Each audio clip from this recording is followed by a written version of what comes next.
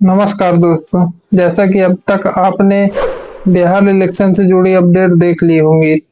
खैर, हमें इलेक्शन में कौन जीता कौन हारा इससे ज्यादा मतलब नहीं है। मतलब तो है खैर, क्योंकि यही हमारे आने वाले भविष्य का निर्धारण करेंगे।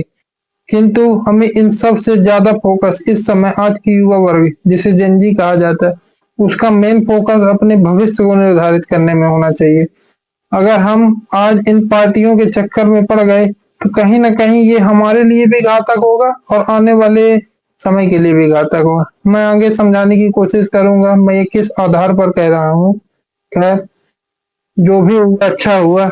जिस भी पार्टी की सरकार बनी, जो जैसे आपने भी एग्जाम दिया होगा अब तक, अगर आपका सिलेक्शन हो गया होगा तो आप खुद को एनडीए की तरफ से रिलेट कर पाएंगे। और अगर आपका कई दौर के पेपर देने के बाद भी अगर अब तक आपका सिलेक्शन नहीं हुआ होगा तो आप खुद को महागठबंधन की से रिलेट कर पाएंगे। खैर, ये चुनाव में हार जीत लगी रहती है, लेकिन खैर ये उसके लिए बहुत सहज वाली स्थिति नहीं होती जो चुनाव हार जाता है।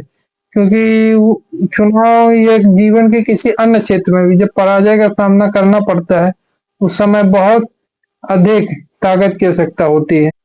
खैर, हम उन बातों पर विशेष ध्यान देंगे जिससे समस्त समुदाय पूरे बिहार और देश को उचित तरीके के से साथ अच्छा विशाल प्रभाव देखने को मिले। जैसे इस बार बिहार इलेक्शन में एक महत्वपूर्ण बात हुई कि बहुत भरपूर मात्रा में मतदाताओं द्वारा भरोसा किया गया और वोट डाला गया। जैसा कि आप देख पा रहे होंगे, बिहार में बढ़ता जन उत्साह इस बार वाकई काफी अच्छा दिखा। जिस तरह के आंकड़े आ रहे हैं, पहले चरण मतदान लगभग 65.08% रहा। वहीं दूसरे चरण में मतदान 68.76% रहा, जो औसत मतदान निकलकर 66.91% पर पहुंच गया। इलेक्शन कमीशन द्वारा एक प्रेस नोट भी जारी किया गया जिसमें बताया गया कि successfully conduct of Bihar election 2025 का चुनाव सफलतापूर्वक कंडक्ट कर लिया गया है। Election commission India issued a statement declaring zero request has been raised for repoll in the state. मतलब स्टेट में दोबारा चुनाव के लिए रीपोल के लिए किसी भी तरह का कोई अपील दर्ज नहीं की गई है। ये निर्वाचन आयोग द्वारा अपने प्रेस नोट्स जारी की जो लगभग लगभग हर चुनाव के बाद जारी किए जाते हैं। इसके अलावा उन्होंने बताया कि इस बार लगभग 90,000 से अधिक मतदान केंद्र, वहीं 2600 से अधिक उम्मीदवारों द्वारा यह मुकाबला दिलचस्प बनाया गया।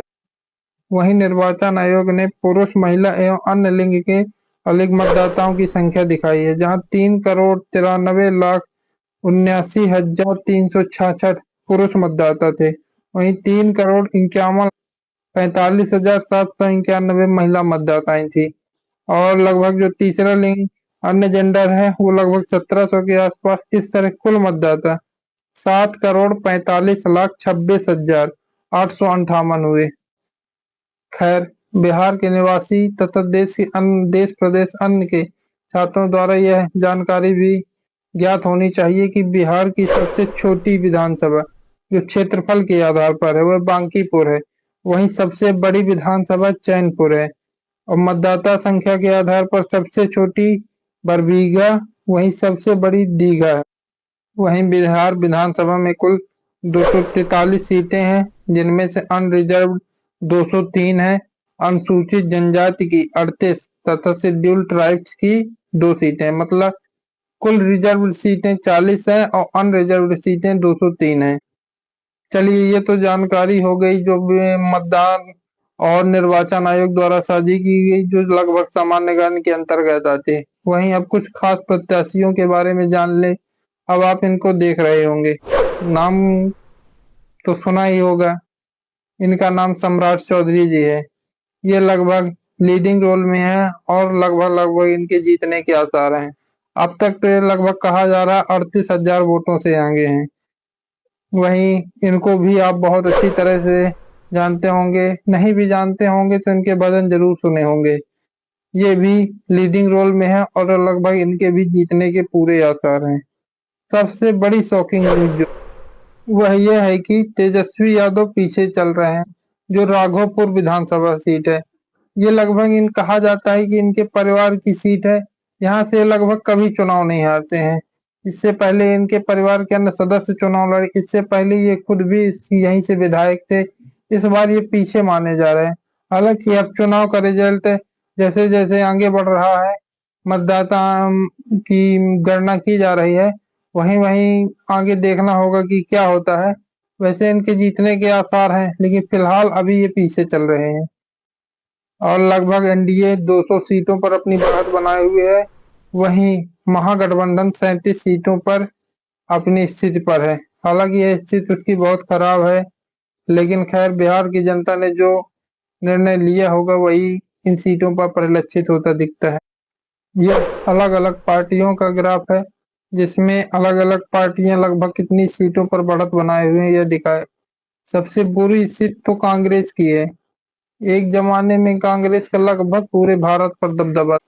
यह वही कांग्रेस पार्टी है जिसके कभी किसी जमाने में लगभग लोकसभा सीटों में 400 से अधिक सीटें आती थी। आज बिहार के विधानसभा में वो 4 सीटें ला पाना उसके लिए मुश्किल हो पा रहा।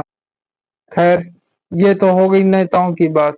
अब बात कुछ हो जाए अपनी, अर्थात जनजी की, अर्थात उन बेरोजगारों की जो सरकार की तरफ टकटकी लगाए हुए देख रहे हैं कि उनके भविष्य के लिए कुछ सुनहरे पल आएंगे, जो इन सरकारों के फैसलों के द्वारा निर्धारित किए जाएंगे। हालांकि इनका पिछला दौर बहुत अच्छा सुगंध नहीं है। हम कुछ आपको दृश्य दिखाते हैं इनके पुराने। आप यह देख लीजिए कैसे रोड में अभ्यर्थियों को दौड़ा दौड़ा कर मारा जा रहा है। ये बच्चे ज्यादा कुछ आपसे नहीं मांग रहे, फिलहाल आपसे तो कुछ नहीं मांग रहे। ये केवल और केवल जो आपका कर्तव्य है उस कर्तव्य के तहत ये आपसे जो विभिन्न पदों पर नियुक्तियां होती हैं उनको शुचिता के साथ संपन्न कराए जाने की मांग कर रहे हैं। बाकी ये अपने खुद के कर्मों के द्वारा जितनी मेहनत कर पाएंगे उसके द्वारा अपने लक्ष्य की प्राप्ति करेंगे। ये बस आपसे एक साफ सुथरी व्यवस्था की मांग कर रहे हैं और उनका ये हाल किया जा रहा है। उम्मीद है इस बार इन्हीं के माता-पिता, भाई-बहन और परिवारों के द्वारा दिए गए मतों से अब की सरकार बनी होगी। अब उन्हें इस तरह रोड में दौड़ा-दौड़ा कर नहीं मारा जाए।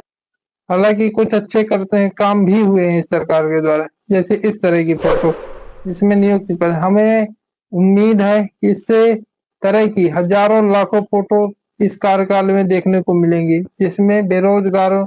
अभ्यर्थियों को जिसमें बेरोजगार अभ्यर्थियों को इस तरह के नियुक्ति पत्र देकर उनको रोजगार दिया जाए। तो उम्मीद है जो भी बिहार के सीएम पद पर सीएम की कुर्सी पर बैठे वह देश के युवाओं के लिए एक अच्छे फैसले लेगा तथा इस तरह के नियुक्ति पत्र के द्वारा हजारों तस्वीरें इस बार हमें कार्यकाल में देखने को मिलेंगी और जिन तस्वीरों में अभ्यर्थियों को बालकों को इस तरह रोड में दौड़ा दौड़ा कर लाठी मारा जा रहा है, इस कार्यकाल में हमें यह स्थिति देखने को नहीं मिलेगी। खैर बिहार का इलेक्शन तो साफ सुथरा या किस तरह का हुआ ये तो बिहार के लोग ही बता सकते हैं और वहाँ के जो अधिकारी कार्यरत हैं वही बता सकते हैं। फिलहाल हम तो यही मान के चलेंगे कि बिहार का विधानसभा चुनाव बहुत ही स्वच्छता के साथ हुआ होगा तथा बिहार के लोगों ने जिन लोगों को चुना होगा वही उचित कुर्सी पर पहुंचेंगे। खैर आपको यह वीडियो कैसा लगा कमेंट सेक्शन में जरूर बताएं और हमारा मनोबल बढ़ाएं। धन्यवाद।